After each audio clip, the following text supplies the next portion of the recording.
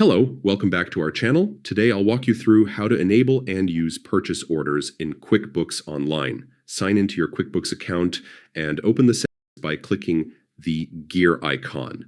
Go to Account and Settings, and under the Expenses tab, find Purchase Orders and switch it on. You can also customize delivery terms, default messages, and custom fields. Don't forget to hit Save. Now you're ready to create purchase orders. From the left menu, click the plus new button and select Purchase Order. Choose your vendor, add the items or services, and fill in the quantity, rate, and total. You can also add shipping details, delivery dates, or internal notes. When finished, click Save and Send to email it directly to your vendor, or Save and Close if you just want to store it.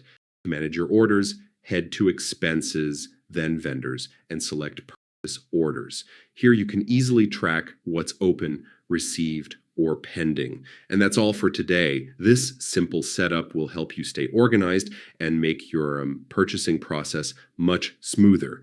Thanks for watching, and see you in the next video.